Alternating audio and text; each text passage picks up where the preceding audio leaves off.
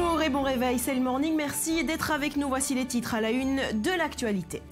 Charles Pasqua est décédé hier à l'âge de 88 ans après un accident cardiaque. L'ancien ministre de l'Intérieur incarnait ce pilier de la famille gaulliste, parrain politique de Jacques Chirac, de Nicolas Sarkozy. Il était aussi ce personnage fort en gueule, à la réputation sulfureuse et aux démêlés judiciaires.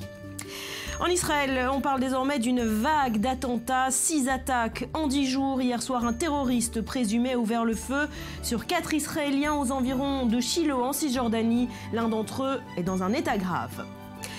Et puis à minuit, ce soir, la Grèce annoncera qu'elle se trouve en défaut de paiement. C'est en effet ce mardi soir qu'expire le plan d'aide européen enclenché en 2012. Mais pour l'avenir de la Grèce, c'est bien le référendum de dimanche prochain qui sera décisif. Hier soir, nouvelle manifestation en faveur du non.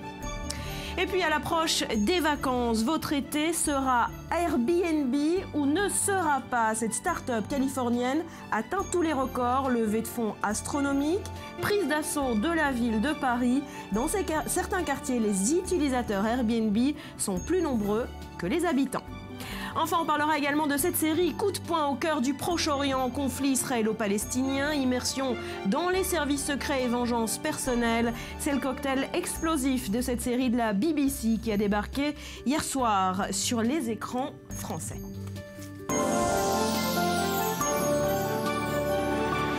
Bienvenue à tous. Charles Pasqua est donc décédé hier après un accident cardiaque. L'ancien premier flic de France laisse derrière lui une carrière politique haute en couleurs. Charles Pasqua, c'est un homme dont on a longtemps craint les réseaux, les dossiers secrets, mais dont les bons mots, l'accent provençal et une certaine façon d'être à milieu des technocrates de la politique ont aussi bâti une grande popularité. Betsabé Salem. Avec son accent provençal et son œil malicieux, Charles Pasqua était un homme de caractère qui a bien souvent suscité la controverse, notamment lorsqu'il fut ministre de l'Intérieur en 1986 et 1993. Et pour cause, il avait selon ses adversaires politiques des positions trop fermes sur la sécurité ou l'immigration. Longtemps compagnon de route de Jacques Chirac et artisan de son ascension, Pasqua s'en sépare brutalement en 1995 quand il apporte son soutien à Édouard Balladur lors de la présidentielle, puis à nouveau en 1999 quand il crée le RPF, le Rassemblement pour la France. Ce serait d'ailleurs pour l'empêcher de se présenter et de faire de l'ombre à Chirac que déboulent les poursuites selon certains. Car Charles Pasqua n'a pas suscité que la controverse, il a aussi dû affronter une ribambelle de procès, Angola Gate et autres affaires politico-financières. C'est en 2011 qu'il a mis un terme à une carrière politique de plus d'un demi-siècle. Myriam, Charles Pasqua, c'est un parcours pas comme les autres. Un parcours pas comme les autres, parce que qui aurait imaginé, et lui moins que tout autre sans doute, ce petit-fils de berger corse, et fils de gardien de la paix, qui a fait carrière au début en tant que représentant à Ricard. Ricard, dit-il, auquel il doit tout. Je ne suis rien, disait-il, sans Ricard et Charles de Gaulle. Et non, Charles Pasqua n'était pas rien, il était un grand personnage, pas sans aucun doute un personnage haut en couleur, comme vous l'avez dit. Alors cette carrière débutait à Ricard, entrée en politique sur le tard, parce qu'il a commencé à gagner sa vie et qu'il l'a gagné très bien. Et bien de là, il a voué un culte quasi mythique à Charles de Gaulle. Rappelons qu'il était entré en résistance à 16 ans et que depuis, eh bien, il ne l'a pas quitté. Il a suivi ensuite son Poulain, Pompidou, et puis ensuite Jacques Chirac, jusqu'à la rupture, quoique très tardivement. Il a pris tardivement sa revanche aussi sur Nicolas Sarkozy. Mais ce qu'on peut dire aujourd'hui, c'est que Pasqua, eh bien, sans aucun doute, c'était avant tout ce personnage politique, ce héros de la droite décomplexée que Nicolas Sarkozy essaye aujourd'hui tant bien que mal de réincarner à nouveau. Un pilier de la droite, vous l'avez dit, parrain politique de Jacques Chirac, parrain politique de Nicolas Sarkozy. Effectivement, un pilier des années Chirac, 43 ans de carrière politique. Il a assumé de très nombreux postes. Parmi eux, on peut bien sûr citer député des Hauts-de-Seine depuis 1968, président du Conseil général en 73, sénateur en 77, président du groupe RPR en 1981. Il est l'instigateur, dit-on, de la défaite de Chaban-Delmas ou encore de Valéry Giscard d'Estaing, celui grâce à qui Jacques Chirac a gagné. Au moment de la rupture, il ira jusqu'à dire que si Jacques Chirac a gagné face à Le Pen, eh bien c'est à cause de ces affaires juridiques qui ont si bien éclaboussé sa carrière adversaires politiques. Voilà, et on l'imagine, Myriam, les réactions politiques s'enchaînent ce matin. Effectivement, et des réactions politiques de tous bords. Alors un hommage quasi unanime de la droite qui lui doit beaucoup, qui lui doit ce personnage haut en couleur, ce personnage de l'opposition qu'il a si bien incarné face à François Mitterrand, le terrible Monsieur Pasqua, ce diable de Monsieur Pasqua, disait François Mitterrand. Eh bien aujourd'hui, l'hommage est unanime à droite, et puis à gauche, premier pavé dans la mare ce matin, il est de Emmanuel Cos, la secrétaire nationale d'Europe Écologie Les Verts, qui souligne « Vous vous rappelez de Charles Pasqua, le grand homme politique, et moi de Malik Oussekine, ce manifestant assassiné lors d'une répression trop violente d'une manifestation étudiante. » Merci beaucoup Myriam. Voilà, Charles Pasqua qui s'éteint à l'âge de 88 ans. On y reviendra évidemment dans nos prochaines éditions également. En bref, sachez que la présidente du Front National, Marine Le Pen, a annoncé ce matin sa candidature aux élections régionales du mois de décembre dans la future région Nord, Pas-de-Calais-Picardie. Elle l'a annoncé il y a quelques instants lors d'une interview à iTélé. Sachez que selon tous les sondages, eh bien, elle arriverait en tête. Autre titre ce matin, je vous le disais, en Israël, les services de sécurité parlent désormais d'une vague d'attentats. 6 attaques en 10 jours depuis le début du Ramadan. Hier soir, un terroriste présumé a ouvert le feu sur 4 Israéliens aux environs de Shiloh, en Cisjordanie. L'un d'entre eux est dans un état grave. Myriam Aman. C'est le 4e attentat en 4 jours, le 6e depuis le début du Ramadan. 4 Israéliens d'une vingtaine d'années ont été la cible lundi soir d'un tireur près de l'implantation de Shvut Rachel en Cisjordanie. Selon les premiers éléments, il semble que les 4 amis rentraient chez eux après un match de basket quand une voiture arrivant en sens inverse a ouvert le feu sur leur véhicule. L'un d'entre eux a été grièvement blessé, les 3 autres ont été plus modérément touchés. L'armée israélienne a été massivement déployée sur place afin de ratisser les lieux à la recherche de l'auteur ou des auteurs des tirs. Il s'agit de la 2e attaque en moins de 24 heures. Dans la matinée de lundi, une soldate postée près du tombeau de Rachel a été poignardée par une Palestinienne. Son état est jugé grave mais stable. La terroriste a été arrêtée et transférée pour interrogatoire. Il y a 10 jours, Dani Gonen, un jeune Israélien de 25 ans, a lui été mortellement touché par un tireur palestinien près de l'implantation de Dolev en Cisjordanie. Une organisation affiliée au Hamas avait revendiqué l'attentat. Dror, ce nouvel attentat, le 6e, on l'a dit, en 10 jours, se distingue pourtant des précédents. Il se distingue, Barbara, pour 2 raisons. La première, c'est que la nécessité, très probablement une véritable préparation. Ce n'est pas un attentat spontané, comme l'ont pu être un certain nombre parmi les 6 attentats commis au cours de ces 2 dernières semaines. Et puis, il a nécessité la complicité de plusieurs personnes. Le tireur seul n'a pas pu effectuer l'attentat dans les environs de Shiloh hier soir. Véritablement de préparation, une cellule terroriste à proprement parler et derrière cet attentat, encore une fois, contrairement aux attentats précédents de cette actuelle vague. Voilà, on parlait d'actes isolés, jusqu'ici ce n'est plus le cas vraisemblablement avec cette nouvelle attaque hier. Alors 6 attentats en 10 jours depuis le début du Ramadan, on peut parler d'une vague terroriste? Oui, on peut parler d'une vague terroriste et bien évidemment la question que tout le monde se pose, c'est dans quelle mesure ces différents attentats sont liés les uns aux autres ou est-ce qu'il s'agit d'une série d'initiatives individuelles. Mais lorsque on a un tel nombre, en une si courte période, 6 attentats en moins de 2 semaines, et bien évidemment, on peut parler de vagues et le calendrier ne doit rien au hasard puisque cette vague d'attentats a commencé au lendemain du début du mois du Ramadan et on sait que le Daesh, l'organisation de l'État islamique, avait encouragé ses sympathisants à travers le monde et on en a vu plusieurs exemples bien évidemment ces derniers jours à commettre des attentats pendant cette période. Alors est-ce que ce à quoi l'on est en train d'assister actuellement, Barbara, est le signe que le Daesh est en phase de conquérir des esprits dans les territoires palestiniens ou est-ce que plus traditionnellement c'est une vague d'attentats encouragés par le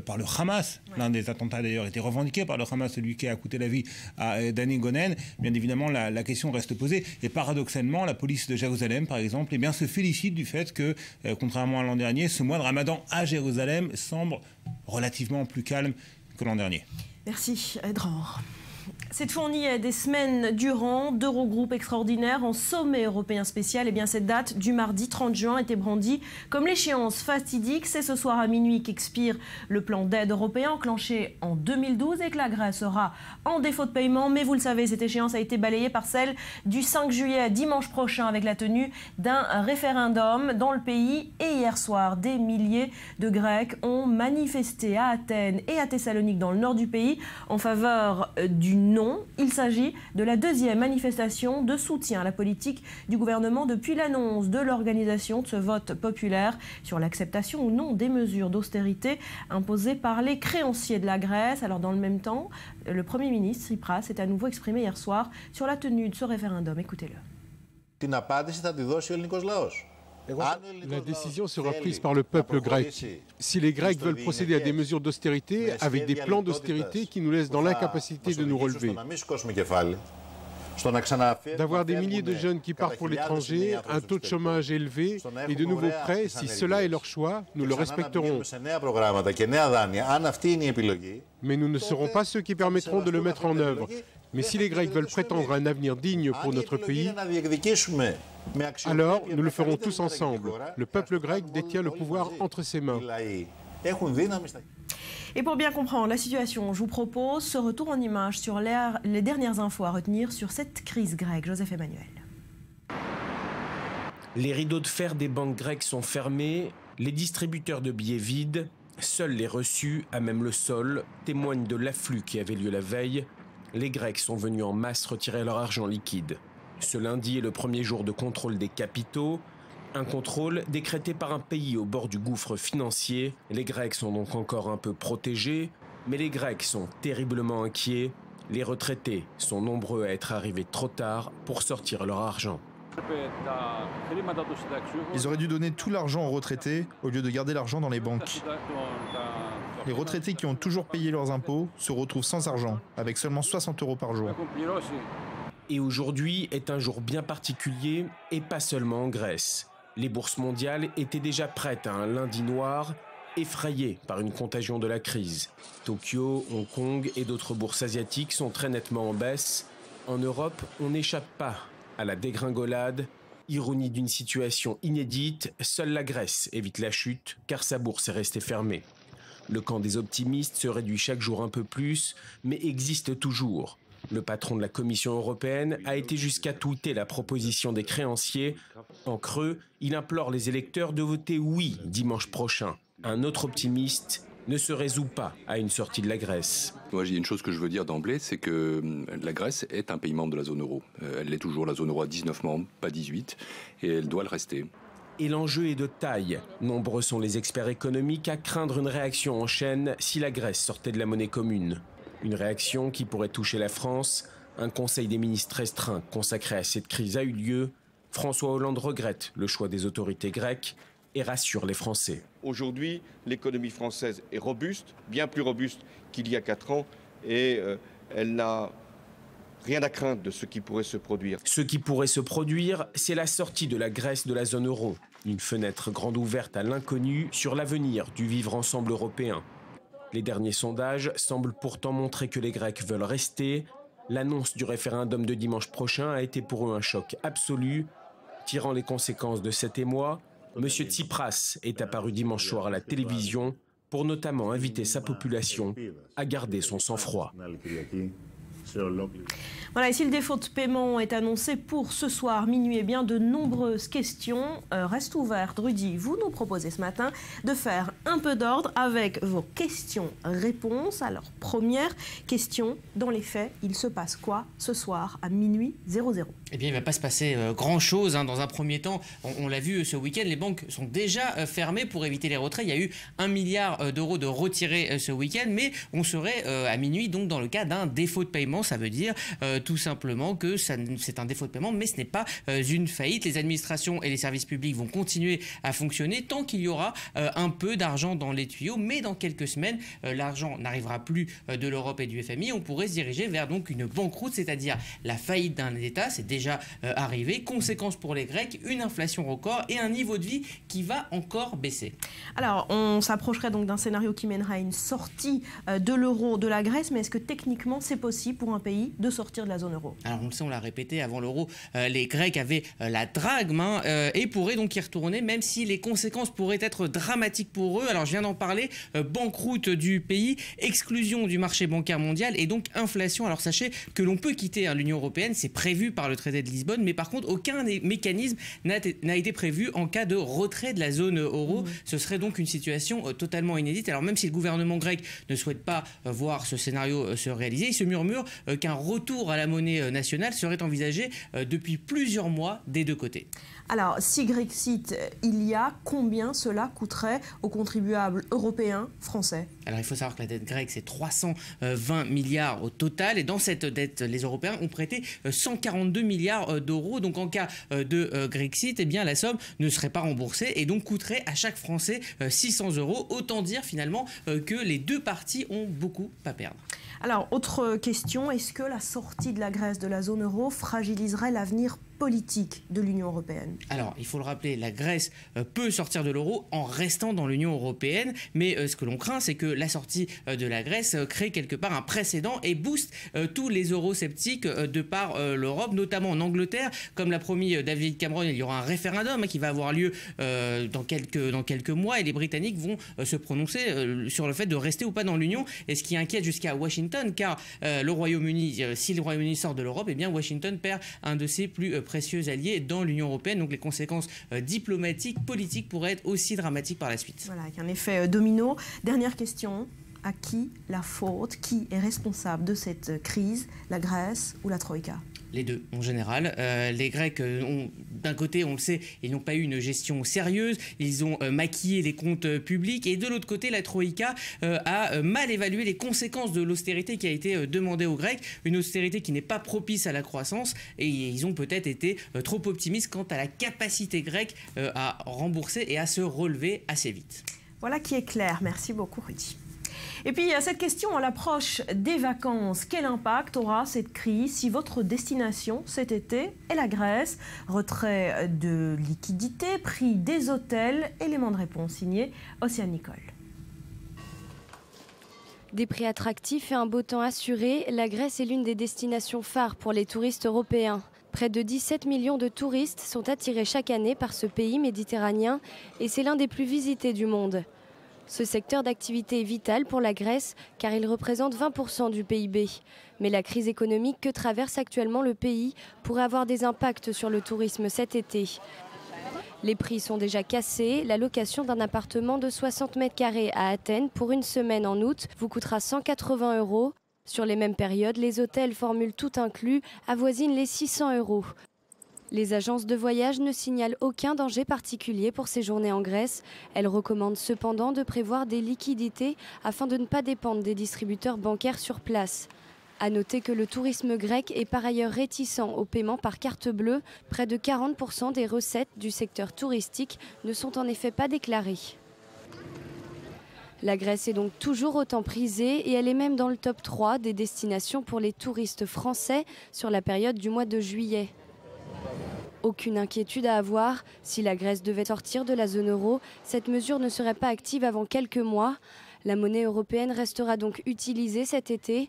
La crise économique que traverse le pays ne semble donc pas effrayer les touristes. Voilà pour ce dossier grec. Et puis les discussions pour trouver un accord sur la question du nucléaire iranien se poursuivent aujourd'hui à Vienne. Les représentants des pays des 5+1 et l'Iran tentent d'y arriver cette semaine. Nous serons sur place dans un instant. Avant cela, le point sur la situation.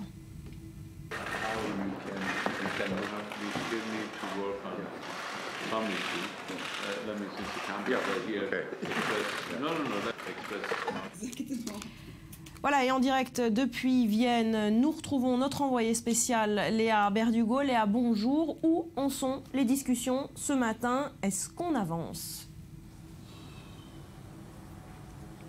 Écoutez, deux hauts responsables iraniens vont arriver aujourd'hui pour les négociations à Vienne, dont le directeur de l'Organisation de l'énergie atomique iranienne, ce qui prouve bien que les discussions rentrent au cœur des problèmes techniques.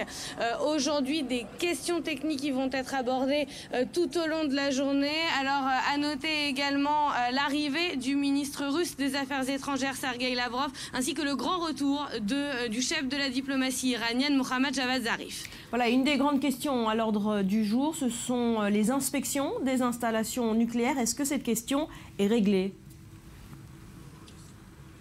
Alors, ce qui est sûr, c'est que des progrès ont été réalisés, mais de là à parler de questions réglées, c'est encore un peu tôt. Alors, en jeu, la question des inspections, effectivement, selon certaines sources, avec cet accord, les Iraniens n'auraient pas l'obligation d'offrir l'accès à leurs sites nucléaires, notamment militaires, aux Occidentaux, ce qui a été démenti hier par un négociateur iranien. Alors, également en jeu, la question de la levée des sanctions, une levée que Téhéran souhaitait globale et immédiate, alors que les puissances occidentales souhaitaient une levée partielle et progressive.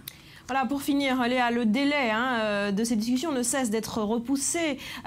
Cette date de ce mardi devait être la date butoir initiale. On parle désormais du 9 juillet. Est-ce que la diplomatie internationale risque de se décrédibiliser à force de repousser l'échéance ? En tout cas, ce qui est sûr, c'est que les communications diffèrent. On a déjà parlé de l'optimisme de Federica Mogherini et de la prudence de Frank-Walter Steinmeier, le ministre allemand des Affaires étrangères. Et bien maintenant, certains font preuve d'opacité pour justement ne pas mettre en cause leur crédibilité. C'est le cas notamment du ministre français des Affaires étrangères, Laurent Fabius, qui a refusé d'évoquer une nouvelle date. Ce que l'on peut évoquer, nous, c'est que les négociations se poursuivent ici. Merci beaucoup Léa, et on va précisément revenir en images sur ces discussions qui se poursuivent dans cet hôtel de Vienne. Regardez. Les négociations sur le nucléaire iranien entrent dans la dernière ligne droite. Depuis plus de 3 mois, les grandes puissances mondiales et l'Iran planchent sur les détails techniques de cet accord. Mais de nombreuses divergences persistent. Dès la mise en place de l'accord, l'Iran souhaite la levée de toutes les sanctions qui pèsent actuellement sur la République islamique. Mais les grandes puissances veulent lever ces sanctions de manière progressive et réversible. La communauté internationale veut s'assurer que le programme nucléaire iranien est à vocation strictement civile et que Téhéran ne cherche pas à se doter de la bombe atomique. Réunis à Vienne, les pays des 5+1 et l'Iran ont convenu de prolonger les discussions au-delà de la date butoir du 30 juin. Hier soir, les premières grandes lignes de négociation ont été annoncées. L'Iran ne sera pas obligé de donner accès à tous ses sites militaires comme il avait été convenu. Federica Mogherini, la chef de la diplomatie européenne, est confiante et espère trouver un accord dans les prochains jours. D'autres sont plus sceptiques et ne préfèrent pas signer d'accord si les conditions ne sont pas bien respectées. John Kerry, le secrétaire général des États-Unis présent dans la capitale autrichienne, s'est lui brièvement exprimé. Nous sommes en train d'y travailler. Il est encore trop tôt pour émettre des décisions. À Vienne, les prochains jours s'annoncent donc tendus pour les grandes puissances et l'Iran qui souhaitent résoudre rapidement l'un des dossiers les plus épineux des relations internationales depuis les années 2000. Votre été sera Airbnb ou ne sera pas. On s'arrête ce matin sur cette start-up californienne qui atteint tous les records en ce moment. Levée de fonds astronomique, prise d'assaut de la ville de Paris. Dans certains quartiers, les utilisateurs Airbnb sont plus nombreux que les habitants. Regardez. Le site de location Airbnb lève ce lundi 1,5 milliard de dollars de fonds. La raison de cette opération ? Conquérir le marché asiatique. Les investisseurs, parmi lesquels 2 fonds d'investissement chinois, se sont laissés séduire par les derniers chiffres de Airbnb. Présente dans 34 000 villes, 190 pays, utilisée par plus de 35 millions de voyageurs, récemment revalorisée à plus de 25,5 milliards de dollars. La jeune start-up créée en 2008 à San Francisco a toutes les raisons d'inspirer confiance. À titre comparatif, sa dernière valorisation flirte avec celle du géant mondial de l'hôtellerie, Hilton, 27,73 milliards de dollars. Avec cette levée de fonds, Airbnb rejoint le club très fermé des startups ayant obtenu plus de 1 milliard de dollars en un seul tour de financement.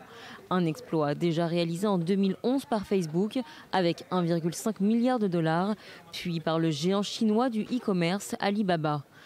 En février dernier, la plateforme Uber a levé 2,8 milliards de dollars, le record. Aujourd'hui, la tendance est donc largement à la location chez les particuliers plutôt qu'à la réservation de chambres d'hôtel. En 2009, moins de 150 personnes se sont servies du site pour se loger pendant leurs vacances à Paris, alors que pendant l'été 2014, le quartier du Marais comptait plus de locataires Airbnb que de résidents permanents. Ces 2 dernières années, le chiffre d'affaires d'Airbnb a plus que triplé. Il est passé de 250 à 850 millions de dollars. Voilà, on vient de le dire, plus de locataires Airbnb que d'habitants. C'est ce qui s'est passé déjà l'été dernier dans le Marais à Paris. Et oui, l'économie collaborative est en train de bouleverser nos habitudes touristiques et pourrait même révolutionner nos vacances. Exactement, l'économie collaborative, ça cartonne. Et justement, cette start-up de réservation entre particuliers, Airbnb, en est le parfait exemple. Sur les 3 mois d'été 2014, donc l'année dernière, eh bien, plus de 66 000 personnes ont eu recours au service pour se loger à Paris dans les quartiers du 3e et 4e arrondissement. Eh bien, ce chiffre, 66 000, c'est plus que les 65 000 habitants du Marais. Regardez la carte qui a été dressée par le Washington Post. Et pour cause, un journal américain, 26% de ces touristes sont américains. Des chiffres impressionnants avec un bémol. Tout de même, Barbara, on remarque évidemment que plusieurs locataires ont pu se succéder dans un même appartement. Quand bien même, eh bien, avec de tels chiffres, la start-up américaine Airbnb, on le répète, qui doit annoncer dans les prochains jours une levée de fonds de 1 milliard de dollars, serait valorisée ainsi à plus de 25 milliards de dollars. C'est presque autant que le Hilton, le premier groupe hôtelier mondial. Voilà, les hôtels délaissés. L'économie collaborative n'a pas bousculé que le secteur hôtelier. Tous les secteurs finalement sont concernés. Exactement. Alors déjà, l'économie collaborative, qu'est-ce que c'est? Eh bien, ça consiste à mettre un bien ou un service à disposition d'autrui par le biais du partage, de la vente ou de la location. Et effectivement, elle a radicalement transformé d'autres secteurs économiques clés.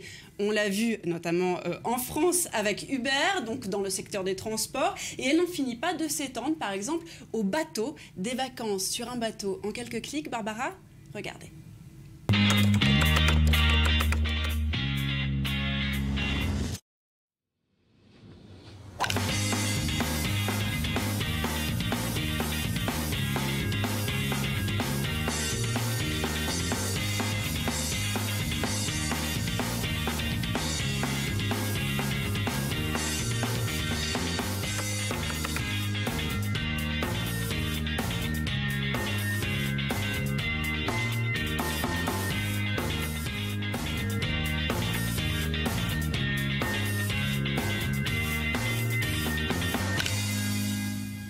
Ouais, ça donne envie. Les bateaux, puis il y a la jolie fille en plus qui passe en bikini. Alors il y a aussi les applications qui se mettent à l'économie collaborative, et ça c'est les bons plans pour l'été. Vous avez regardé Willéo, une start-up propose d'échanger les devises entre les particuliers, donc vous n'avez pas de frais de change. Vous avez World Craze, si vous êtes d'accord pour louer une partie de votre valise, si vous n'avez pas trop de fringues à emporter, Barbara, eh bien vous pouvez glisser un objet pour quelqu'un, comme la dernière paire de Nike, ou regardez sur votre écran un bikini peut-être qui viendrait des États-Unis par exemple. Voilà, vous avez toute une série d'applications qui vous permet de vous rendre service entre vous. Merci beaucoup Betsabé, voilà à l'approche des vacances. Et puis le thermomètre va grimper lui aussi cette semaine, et avec lui un phénomène, le barbecue qui gagne chaque année du terrain. Alors pourquoi est-ce si convivial? On voit ça après un nouveau journal qui vous est présenté ce matin par Eleanor Veil. Restez avec nous.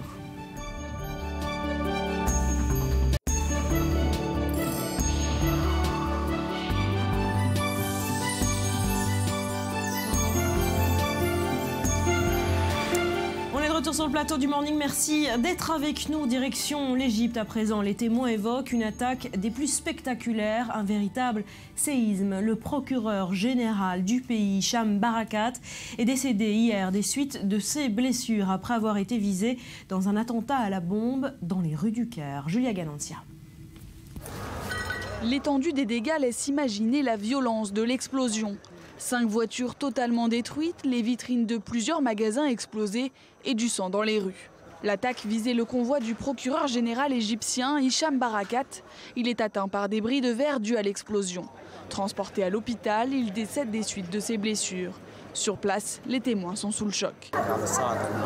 J'ai entendu une grande explosion. J'ai cru que le bâtiment s'effondrait. Quand je suis sorti, j'ai vu la voiture du procureur et la voiture de la sécurité en feu. J'ai vu aussi que quelqu'un tombait sur le sol trempé de sang.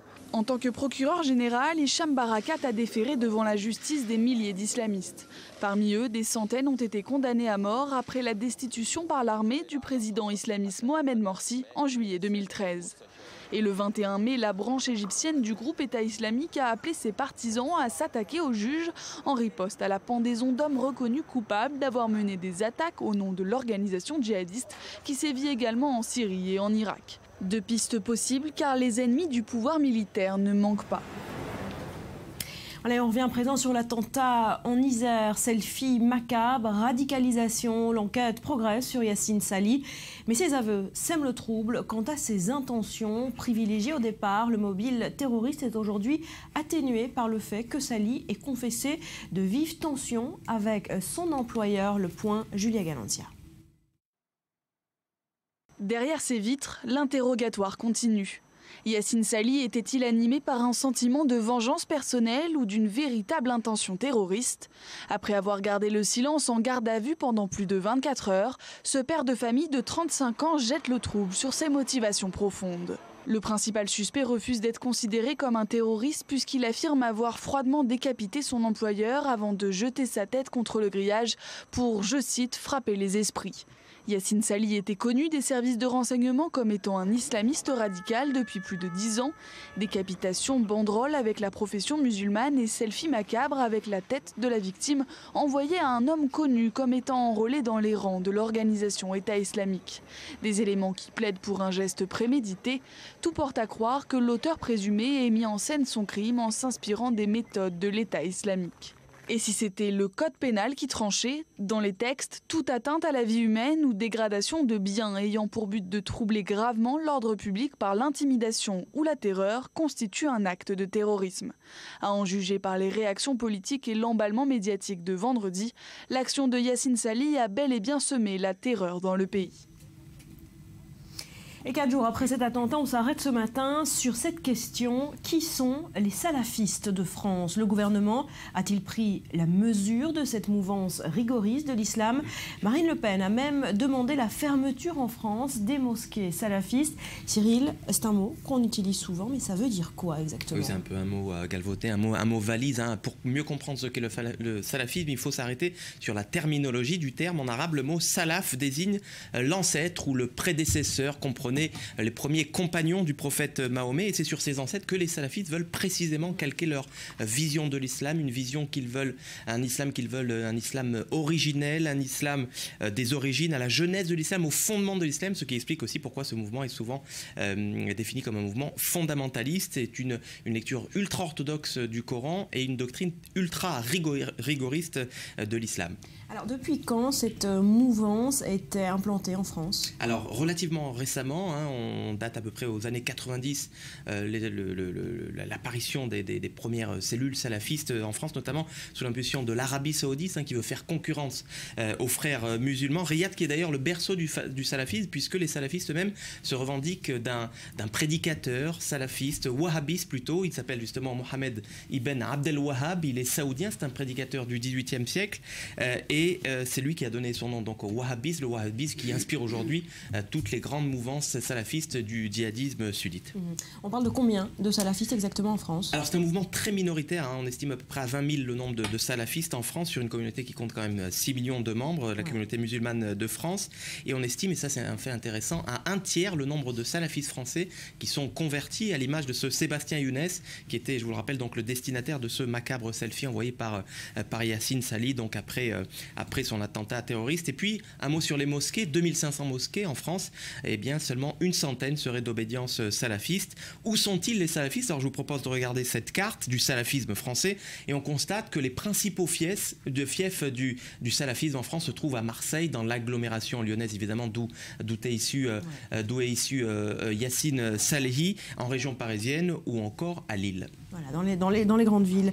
Dernière question, Cyril, est-ce que le salafisme est forcément violent? Eh bien non, ça peut nous surprendre, mais pas forcément. Je dirais même que la mouvance ou l'aile la plus violente, celle du djihadisme, est minoritaire au sein du salafisme, puisqu'on distingue, en tout cas les islamologues ont distingué trois grands courants au sein du salafisme. Les quiétistes d'abord, ou les piétistes, ils sont majoritaires au sein de la mouvance salafiste, ils sont carrément hostiles à la violence, ils se consacrent à l'étude essentiellement.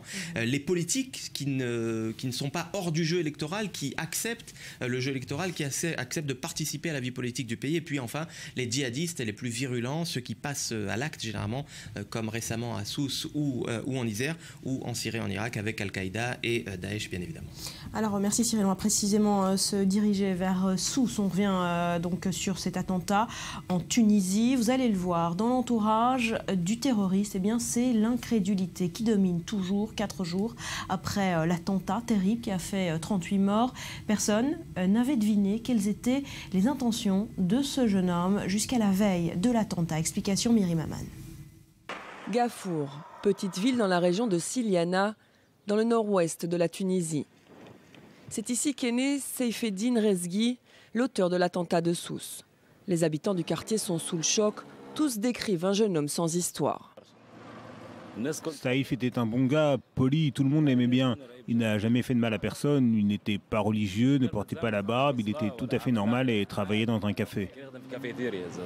En apparence donc, Seyfeddine Rezghi était un jeune Tunisien comme beaucoup d'autres, un étudiant en master et amateur de breakdance. C'est lui qui danse sur ces images, c'était en 2010, plus de 5 ans avant son passage à l'acte. Comment s'est-il radicalisé? Personne ne le sait dans sa ville natale. Comment s'est-il entraîné? Où s'est-il entraîné? Seul Dieu le sait. C'est ça qui nous tourmente maintenant. Seul Dieu sait où il s'est entraîné. Les proches du tueur et ses voisins sont sûrs d'une chose. Ce n'est pas à Gafour que Seyfeddine a embrassé l'idéologie de l'État islamique. Nos prêches du vendredi étaient clairs. Nous réprouvons de tels actes. Le fait est qu'il n'a pas toujours vécu ici. Notre enseignement a réussi à détourner les jeunes de l'extrémisme. Preuve en est, vous ne trouverez personne ici qui est parti pour combattre en Syrie ou en Irak. Les proches de Seyfeddine en sont persuadés. Le jeune homme se serait radicalisé à Kérouan, où il était installé depuis 3 ans et suivait un master universitaire.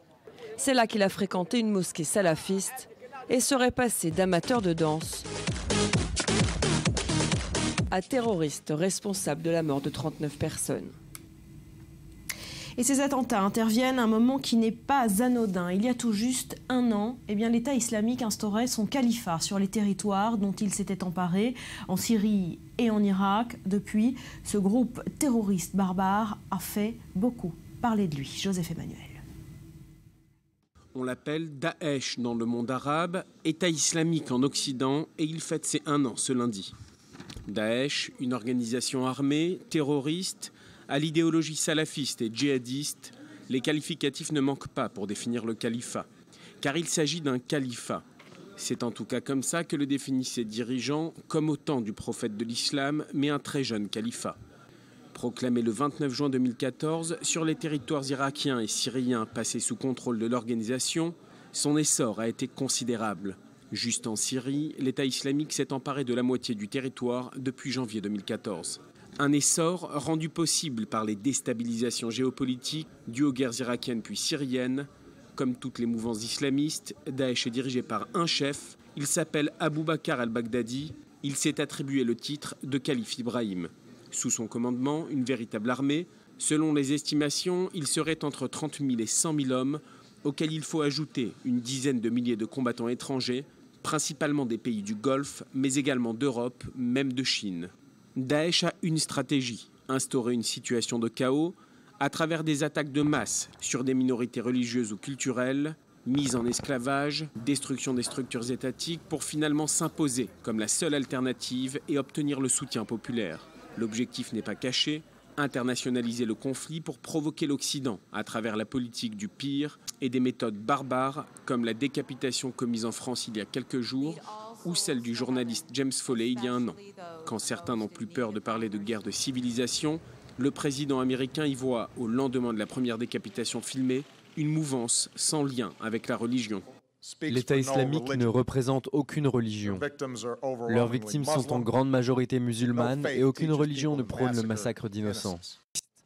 Une chose sur laquelle nous pouvons être d'accord, c'est que l'État islamique n'a pas sa place au XXIe siècle.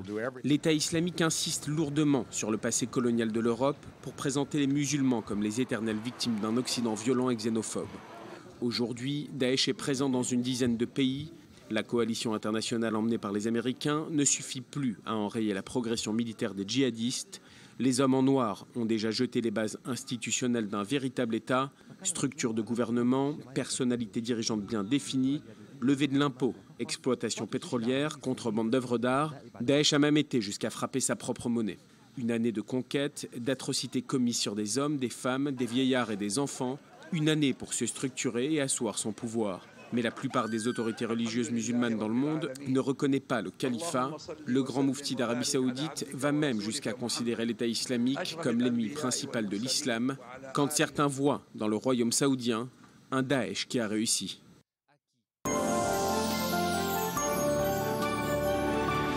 Voilà, et malgré cette actualité chargée, tragique, eh bien, on va parler de toute autre chose parce que les grandes vacances approchent. Vous savez, le thermomètre va continuer de grimper toute la semaine et avec lui, un phénomène, le barbecue.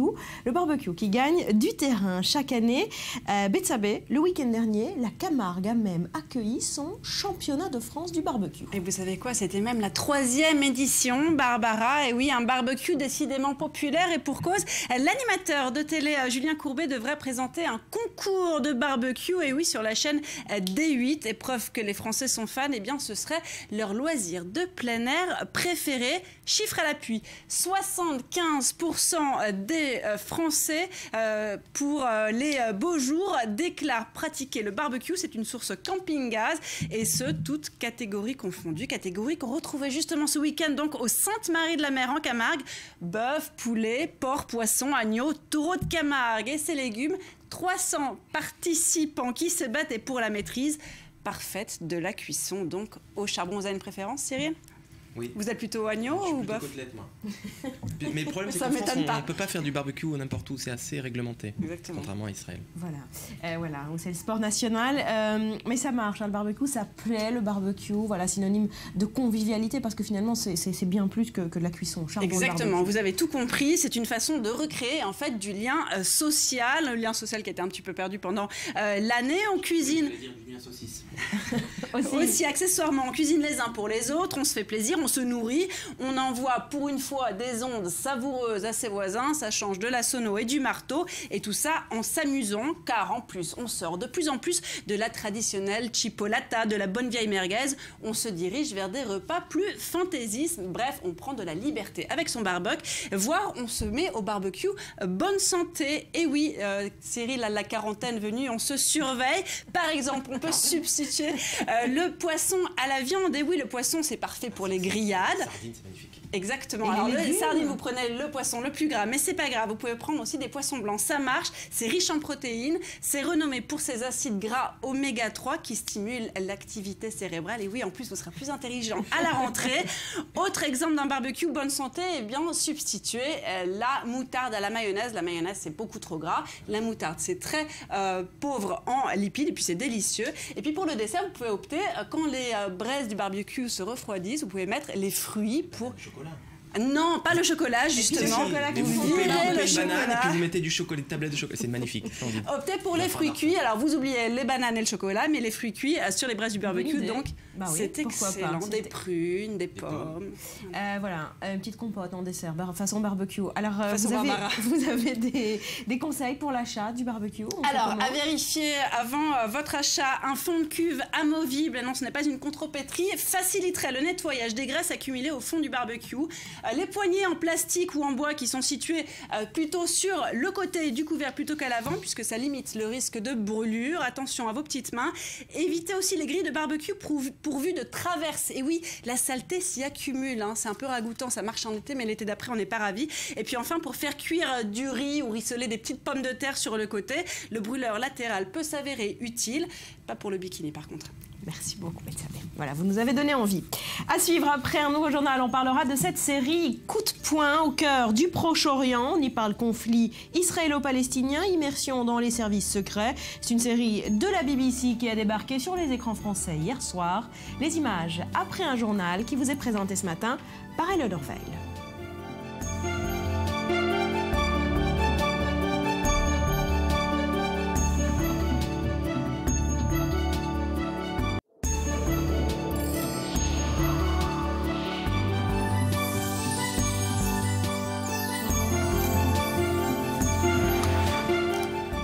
On est de retour sur le plateau du Morning. On démarre par cette information qui vient de nous parvenir. Les opérateurs français Orange et israéliens partenaires sont parvenus à un accord permettant à Orange de pouvoir reprendre le contrôle de sa marque dans les 24 mois. C'est ce qu'a annoncé il y a peu l'opérateur dans un communiqué.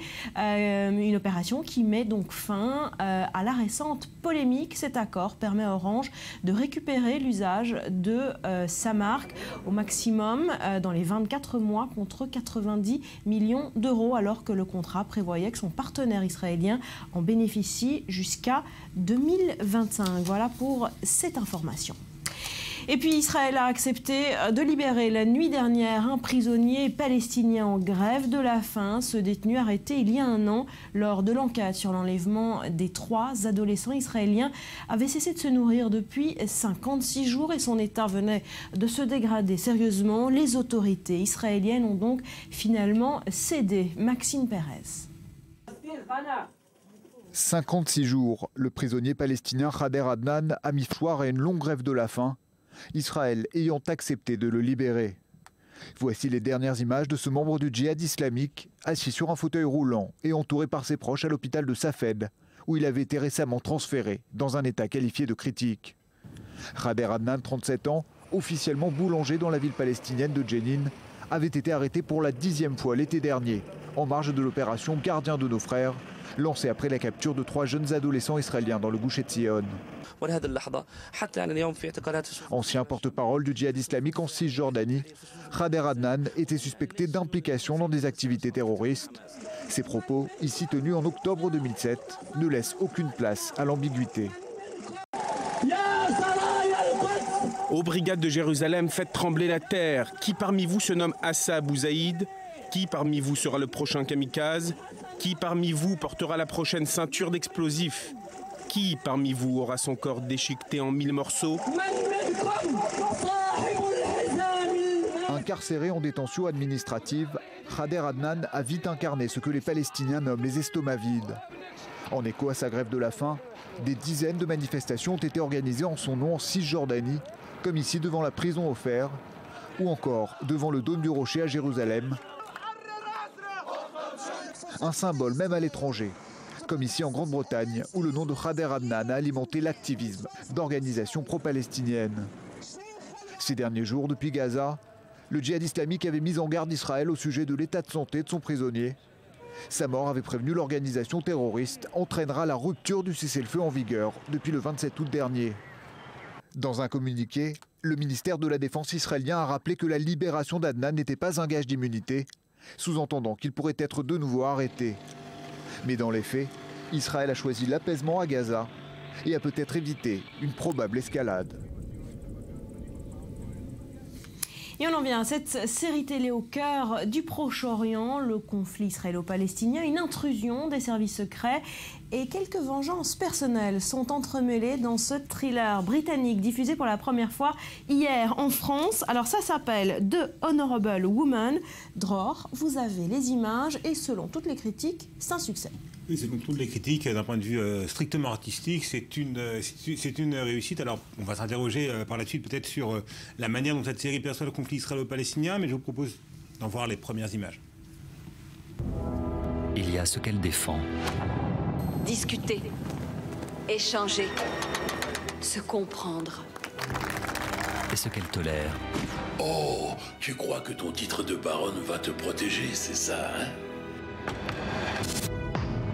Il y a ce qu'elle subit. Vous avez besoin d'aide? Et ce qu'elle cache. Votre secret est bien gardé. Quel secret dissimule-t-elle? Maggie Gyllenhaal, Une femme de pouvoir et sa part d'ombre. Voilà, cette femme de pouvoir, c'est la fille d'un marchand d'armes anglo-israélien qui décide de faire de la fortune de son père, dont elle a hérité. Son père qui avait été assassiné alors qu'elle était enfant, et bien qui décide de faire de cette fortune un moyen bien, de rapprocher Israéliens et Palestiniens en donnant au territoire palestinien un réseau de fibres optiques, donc une manière peut-être d'améliorer le niveau de vie des Palestiniens et de rapprocher Palestiniens et Israéliens. Donc il donne dans la philanthropie, mais bien évidemment les choses ne sont pas aussi claires et aussi bienveillantes qu'elles n'en ont l'air. C'est une série dramatique. Évidemment. C'est une création de la BBC, on le voit sur cet écran. Alors, au-delà de la qualité intrinsèque, presque artistique de cette série, est-ce que sa manière de traiter le conflit israélo-palestinien est crédible? C'est une série britannique avant tout, très britannique, avec cette qualité que l'on connaît de la BBC, l'audiovisuel public britannique, lorsqu'il s'agit de créer des séries. C'est une mini-série de 8 épisodes, et encore une fois, de ce point de vue-là, on retrouve ce que les Britanniques savent très bien faire. Maintenant, aucun Palestinien et aucun Israélien n'a été impliqué dans la création de cette série, dans la rédaction de son scénario. Et on a parfois un petit peu l'impression, notamment dans les personnages palestiniens et israéliens, qui sont un petit peu caricaturés. Les personnages israéliens parlent avec un accent polonais. Bizarrement, les personnages palestiniens là aussi correspondent un petit peu à des caricatures, donc ça porte atteinte peut-être à la crédibilité. Vous vous en souvenez peut-être, Barbara, il y a quelques semaines, on parlait d'une autre série israélienne, cette fois, qui s'appelait Fauda, sur ces unités de l'armée israélienne infiltrées dans les territoires palestiniens, et qui a été composée de jeunes gens déguisés en palestiniens et qui parlaient parfaitement l'arabe, et cette série était d'une crédibilité très grande. Là, c'est peut-être un peu moins le cas, c'est un peu Londres qui regarde avec un regard un petit peu peut-être parfois un peu condescendant, presque méprisant, deux peuplades éloignées du Moyen-Orient qui se font la guerre. Alors justement, est-ce qu'on peut parler d'une œuvre engagée? La BBC a fait parler d'elle pour ses positions sur le conflit israélo-palestinien. Est-ce que cette série porte en elle aussi un message politique? Alors écoutez, la BBC, et puis on sait qu'en Grande-Bretagne en général, les esprits sont assez échauffés, et que le BDS, par exemple, l'organisation qui prône le boycott d'Israël, a pignon sur rue en Angleterre, et qu'une large part de l'opinion publique britannique est acquise à la cause palestinienne. Là, tout à fait honnêtement, c'est moins le cas dans cette série, parce que l'un des grands thèmes de cette série, c'est le double jeu, le fait qu'il n'y a pas vraiment de bons et pas vraiment de méchants, que les torts sont largement partagés, et que les meilleures intentions du monde parfois cachent des visées un petit peu moins avouables. Merci Dror, ça s'appelle donc The Honorable Woman en ce moment sur Canal+. Direction à présent l'enclave de Gibraltar, point stratégique qui contrôle le passage vers la Méditerranée. Ce rocher abrite depuis 4 ans un festival de musique qui fait écho à la Convivencia, au vivre ensemble. Reportage sur place des équipes du Culture Mag. Bienvenue à Gibraltar, entre Maroc et Espagne. Saviez-vous que sous cet imposant roc se trouvent plus de 150 cavités secrètes et enchantées? La plus large d'entre elles, la grotte Saint-Michael. Ce soir, elle est parée de ses plus beaux atouts pour accueillir le Festival de musique du monde de Gibraltar. Vous allez assister à 2 concerts. L'un d'entre eux est Convivencia. Il a été conçu à Gibraltar avec des artistes d'un peu partout, et son concept a été développé par Françoise Atlan, notre directrice artistique ce soir. Françoise Atlan compte parmi ceux et celles qui ont contribué à la renaissance de la musique arabo-andalouse. Avec un père berbère marocain et une mère professeure de piano et chanteuse classique, Françoise Atlan grandit entre 2 cultures. Hésitante à s'engager dans une carrière de chanteuse classique, elle décide de partir à la recherche de ses racines au Maroc. Et si j'allais voir ce qui se passe là-bas, c'est-à-dire là où j'étais jamais allée finalement, au Maghreb. Et du coup, j'étais invitée à chanter au Festival de Fès une fois, et je me suis rendu compte que les musiciens de Fès, ils chantaient absolument de la même manière que mon père à la synagogue. Récipiendaire du prix Médicis hors les murs, elle se donne pour mission de sauvegarder le patrimoine musical arabo-andalou, un patrimoine essentiellement oral. Quelques années plus tard, elle prend la direction artistique du festival Andalousie Atlantique d'Essaouira. Aujourd'hui, le festival de Gibraltar s'inspire largement de son grand frère marocain. Il s'est passé quelque chose à Essaouira en fait. Et moi, ce que j'ai eu envie de dire, c'est que Gibraltar, finalement, c'est un peu une continuité d'Essaouira. C'est un peu l'esprit d'Essaouira aussi, que j'ai, moi, voulu ramener ici. Israéliens, Marocains, Tunisiens, Espagnols. À Gibraltar, le vivre ensemble est palpable. Mais cette entente a été le fruit d'une longue préparation. On a travaillé, j'ai essayé de trouver, on s'est accordé sur les tonalités par mail, par Skype, par WhatsApp, par audio, enfin voilà, quand on est aux quatre coins du monde pour travailler. Et finalement, après, il y a la rencontre. Et finalement, dans le premier morceau, qui était prévu pour être joué uniquement par Jazzoil, et ben à un moment, Hamid Cohen s'est levé, il s'est mis au piano, et voilà, et après Elad.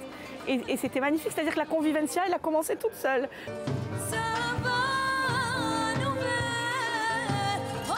Point d'orgue du festival Tzur Michelot, ce chant liturgique interprété par des musiciens juifs, musulmans et chrétiens avec une touche gitane. Le Festival des musiques de Gibraltar, outre les représentations, ces quelques jours passés ensemble favorisent l'échange et la création. Ces 2 jours de répétition sont là justement pour voir comment est-ce qu'on fait pour préserver ce patrimoine, puisque toutes les mélodies, vous allez écouter ça, on a des mélodies anciennes, des mélodies de Gharnati, des mélodies judéo-arabes qui sont là et il y a toujours, même si par exemple Qaïs, le pianiste tunisien, est dans des accords très jazz, à un moment, il se met à rejouer un thème de Malouf. Entre conservation et création, la programmation est à l'image du rocher qui l'accueille. Histoire et avenir sont intimement liés. Je crois que c'est avec cette jeune génération qui a compris que les racines c'est très important, mais les racines, il y a les racines et puis il y a l'arbre qui donne des feuilles et des branches nouvelles. Si les dernières notes s'estompent déjà dans la grotte Saint-Michael, pour les festivaliers et les artistes, l'esprit de convivencia made in Gibraltar résonnera longtemps encore. Voilà, David Gombin sur place. Direction l'Égypte à présent avec cette condamnation à 1 an de prison pour une danseuse. Elle est accusée d'avoir dansé de manière suggestive. Voilà, c'est pas facile à dire. Voilà, mais c'est pas le premier cas en Égypte, Cyril. Alors, des formes moulées dans une courte robe noire laissant apparaître un décolleté très plongeant, dont je ne vais pas vous parler ce matin du dernier clip de Beyoncé, mesdames et messieurs, mais de celui de Reda El Fouli, dont vous venez de parler, une chanteuse égyptienne condamnée ce dimanche donc à 1 an de prison pour avoir incité à la débauche et perturbé la morale. Dans le clip qu'on va voir, il s'appelle Sib Idi, laisse ma main en français. La caméra multiplie les gros plans sur l'imposante poitrine de la chanteuse et sur ses jambes nues. Attention, Dror, âme sensible, s'abstenir. Magnéto, Déborah.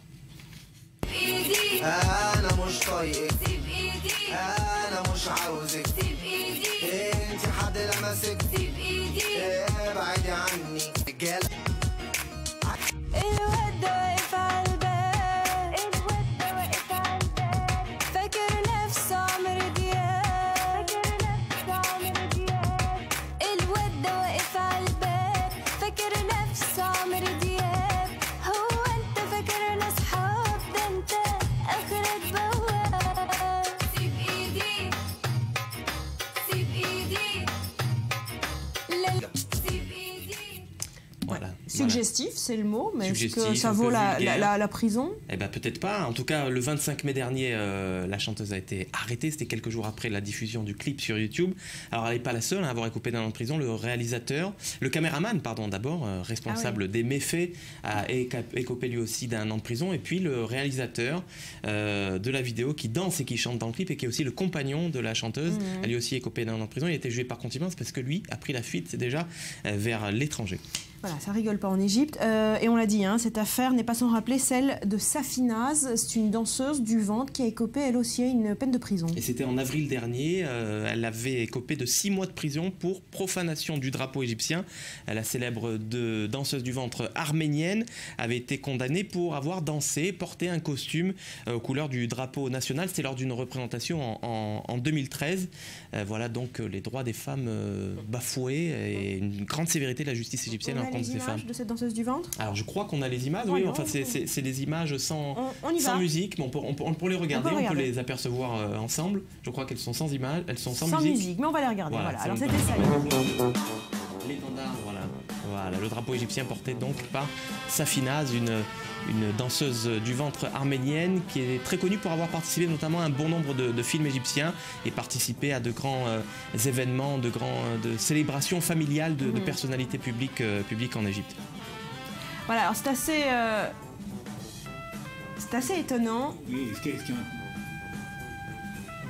qui est intéressant peut-être, Barbara, c'est que pour le premier cas, celui du clip et de cette danseuse emprisonnée pour 1 an par le régime égyptien, dont on a dit qu'il avait opéré un tournant laïque pour aller vite. C'est-à-dire que les frères musulmans ne sont plus au pouvoir, ils sont eux-mêmes dans les prisons, dans les geôles égyptiennes, donc on aurait pu s'attendre peut-être à une relative libéralisation de la société égyptienne. Manifestement, c'est pas le cas, et les pouvoirs publics prennent en considération le côté très, très conservateur encore très présent dans la société en Égypte. Ce qu'on oublie de dire, c'est que si les droits de l'homme ont régressé en Égypte depuis Abdel Fattah al-Sisi, depuis la révolution, en fait, la destitution de Moubarak et de Mohamed Morsi, le droit des femmes, lui aussi, est une victime collatérale du printemps arabe égyptien.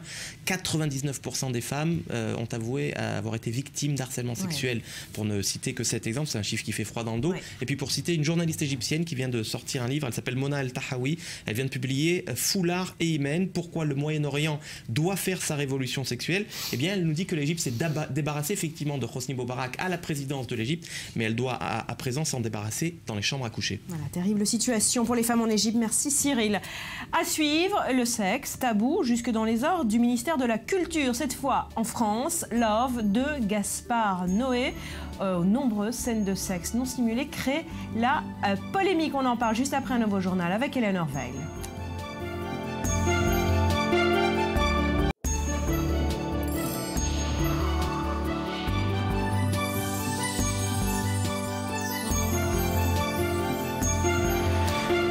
Sur le plateau du Morning, merci d'être avec nous. On va parler cinéma, Laetitia, et de Gaspard Noé qui fait face à un nouveau vent de polémique. Tout à fait, avec un film qui s'appelle Love. C'est quand même le comble, parce que quand on a fait un film qui s'appelle Irréversible, c'est normal qu'on ait des critiques comme ça. C'est scandaleux! C'est lamentable de faire des choses pareilles. Ça donne la nausée, c'est filmé comme ça, sans arrêt. Superbe, magnifique. Allez-y, c'est ma part. C'est dégueulasse. Absolument minable. C'est dégueulasse. Qui viennent me voir, c'est une merde, t'es une merde, Noé. Ah ouais.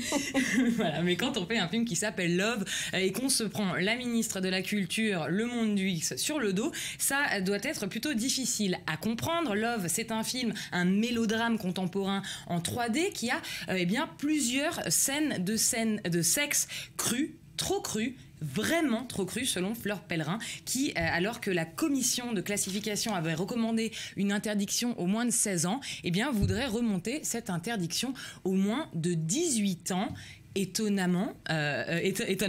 Consternation pour une démarche qualifiée de réservée à une association de conservatisme extrême par les distributeurs du film. Vendredi dernier, Vincent Maraval, qui est le cofondateur de Wild Bunch, qui est la société de production qui produit le film, a tweeté. Il a dit que la politique culturelle de Fleur Pellerin, c'est Turf plutôt que Pasolini, Buñuel ou encore Fassbinder. Turf, c'est un navet français. Il a aussi de Fabien Antoniente.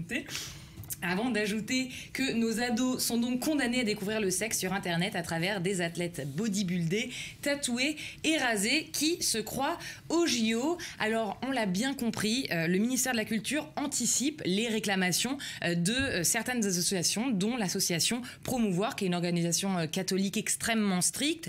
Il y a quelques semaines, elle avait déjà retiré son visa d'exploitation à Sceaux 3, chapitre final, au prétexte que son interdiction en moins de 16 ans était insuffisante. Voilà, pour le ministère de la Culture, et vous l'avez dit, Gaspard Noé s'attire également les foudres du monde du X. Tout à fait. Alors l'ancienne actrice X, Angel Summers, qui a participé, elle, au film, s'est exprimée après la projection du film à Cannes, qui faisait déjà beaucoup de bruit. Elle trouve que cette notation serait complètement justifiée, que le film ressemble, selon elle, simplement à un film X. On a vu Gaspard Noé qui danse et qui n'a pas l'air d'être très affecté par ça. Donc voilà, simplement un film X à gros budget, légèrement intellectuel. Elle a rajouté qu'il n'y a aucun intérêt dans cette histoire, que le sexe y est cru gratuitement. Elle pense que sincèrement Gaspard Noé a manqué l'essai, et si ce n'est qu'il a fait parler de lui, mais ce n'est pas suffisant pour faire un bon film qui sort du lot. Alors si Love ne réussit même pas à convaincre les amateurs de sexe, on a du mal à imaginer comment il pourrait satisfaire les amateurs de films d'auteurs et remplir les salles françaises. On a envie de dire à Gaspard Noé: C'est vrai. Peut-être, il a besoin d'amour, Gaspard Noé, d'autant que les critiques à Cannes étaient extrêmement mauvaises. Voilà, et là, le public devra trancher. Ça sort le 15 juillet en salle, Rudy. Oui, non, l'enjeu est tout autre. C'est-à-dire qu'entre un classement moins de 16 ans et un classement X, on n'est pas du tout dans le même circuit, on n'a pas les mêmes aides. C'est-à-dire que l'enjeu économique est énorme. Si le film est interdit aux moins de 18 ans, la production va perdre énormément d'argent. Et puis surtout, le film pourra être diffusé que dans des cinémas X, ce qui pose énormément de problèmes d'argent, en fait. Voilà, beaucoup de bruit autour d'un film qui n'est pas encore sorti. Love, le 15 juillet, dans les salles. Gaspard Noé, merci beaucoup Laetitia. Allez, on parle bijoux à présent, toute autre chose. On a toutes du mal à y résister, mais depuis la nuit des temps, ils représentent les statuts sociaux, mais également la féminité par excellence. Regardez ces images signées Samuel Calvo. La joaillerie est l'art de fabriquer des joyaux et plus largement des objets de parure mettant en valeur des pierres précieuses, des pierres fines, des pierres ornementales et des perles en utilisant pour les montures des métaux précieux tels que l'or, l'argent, le platine, voire le palladium.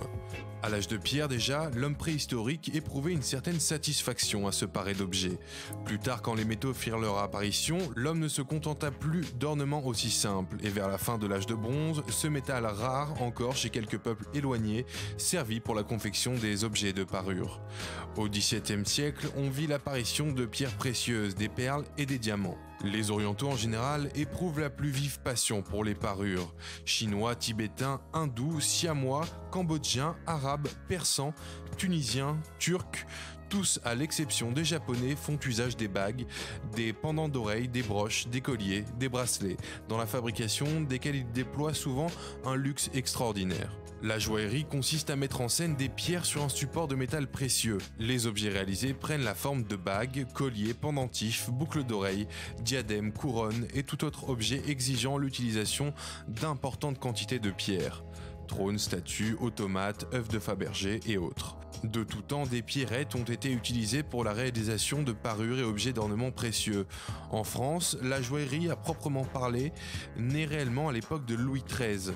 Le cardinal Mazarin en développe le goût, acquérant les plus beaux diamants de son temps en les faisant monter en bijoux. Il les lègue à la couronne de France. Aujourd'hui, le marché de la joaillerie se porte extrêmement bien avec une estimation de plus de 150 milliards de dollars. Et certaines ventes aux enchères de luxe font exploser des records de prix sur des pièces rares ayant appartenu à des grands noms.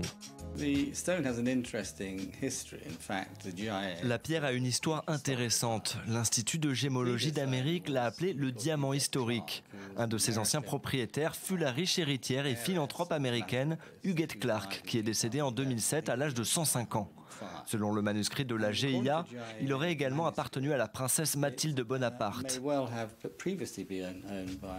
Le marché de la joaillerie attire de plus en plus de fanatiques et le développement de pays autrefois pauvres ne fait qu'offrir de nouveaux clients à un marché en pleine expansion.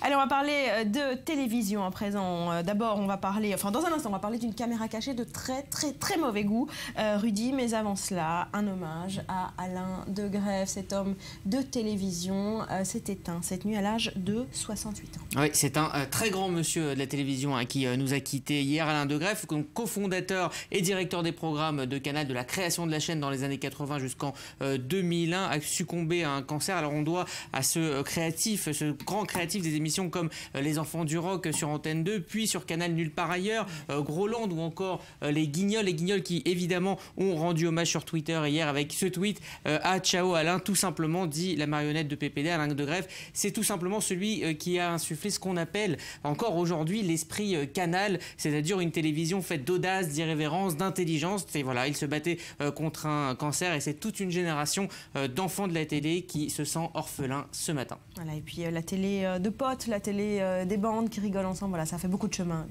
depuis. Voilà, hommage à Alain de Greef qui nous a quittés. Allez, on continue de parler télévision, je le disais, avec une caméra cachée d'un terrible mauvais goût. Oui, et pour cause, en plus, elle met l'une des bimbos les plus connues du monde, non pas Kim Kardashian, je suis désolé de vous décevoir, mais Paris Hilton. Alors il faut savoir que Paris Hilton a une peur bleue de l'avion, alors quand Rames Galal lui propose un survol de quelques minutes d'un hôtel aux Émirats Arabes Unis, elle accepte en tremblant, sauf que Rames Galal, que vous voyez à l'écran, c'est un animateur de télé égyptien, célèbre pour piéger ses invités, et il va lui faire une blague de très mauvais goût, simplement simplement lui faire croire que l'avion va se crasher. Cela glace le sang, c'est tout sauf drôle, regardez.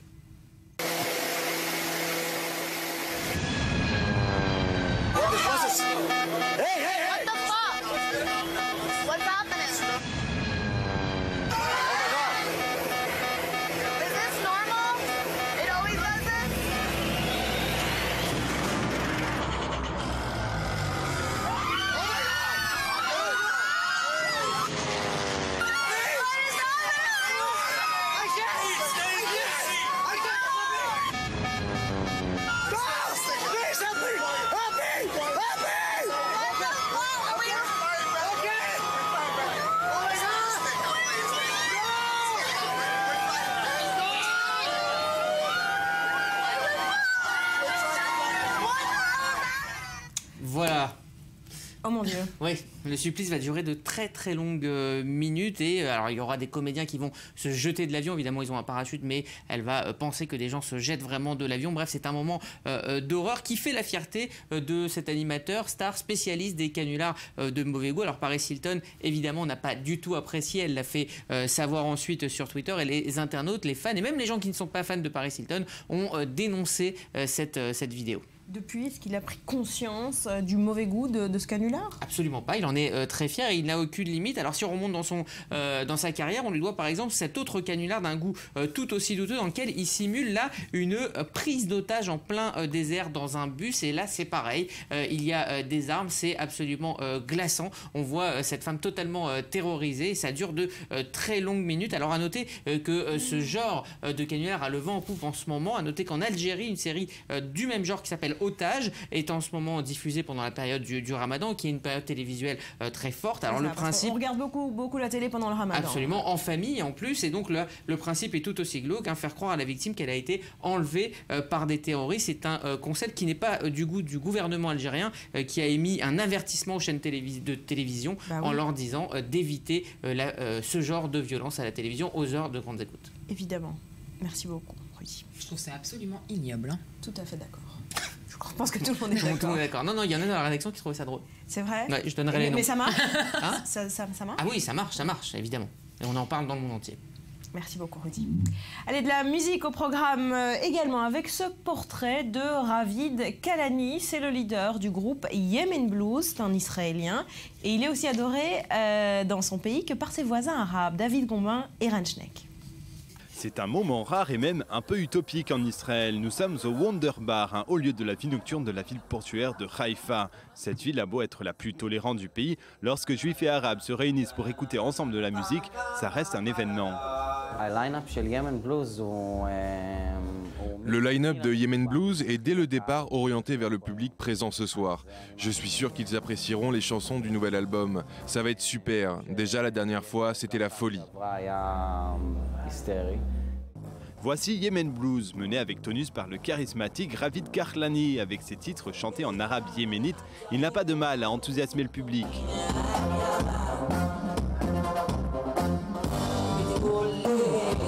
Né dans une famille d'immigrés yéménites, Ravid est né en Israël, mais il se sent pourtant plus à l'aise de chanter en arabe.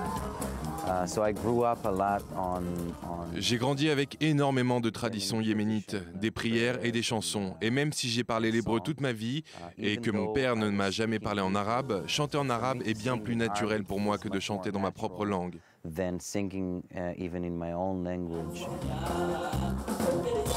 En grandissant, Ravid se passionne pour les musiques afro-américaines, du soul au R&B en passant bien sûr par le blues. Mais la fusion incroyable dont Yemen Blues est l'aboutissement provient de sa rencontre avec la musique africaine.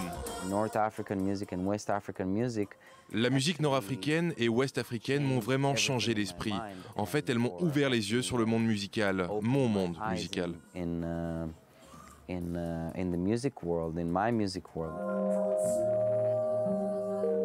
Yemen Blues, un projet éclectique et fusionnel initié par des musiciens expérimentés aux origines variées.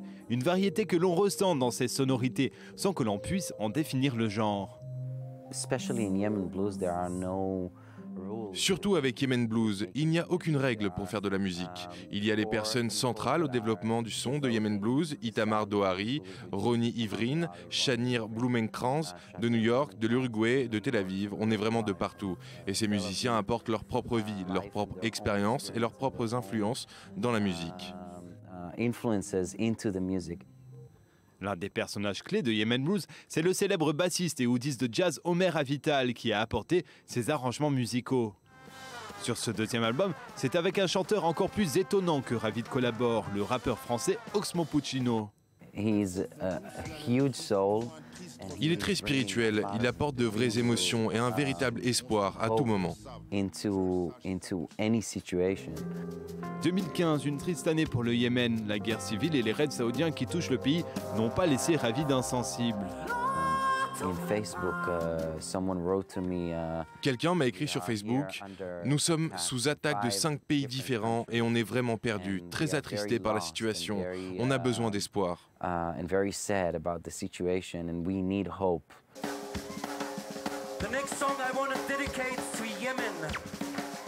Une chanson diffusée par le chanteur sur Facebook et qui a vu le nombre de soutiens venus du monde arabe augmenter à toute vitesse.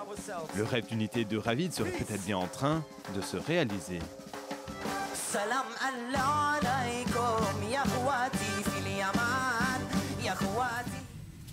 Voilà pour le Yemen Blues, c'est la fin de cette édition. Merci les amis. On va se retrouver dès demain. Merci à vous, merci de votre fidélité. Tout de suite, un nouveau point complet sur l'actualité avec Eleonore Veil. L'info, c'est également sur www.i24news.tv. Je vous dis à demain. Passez une très belle journée. Portez-vous bien.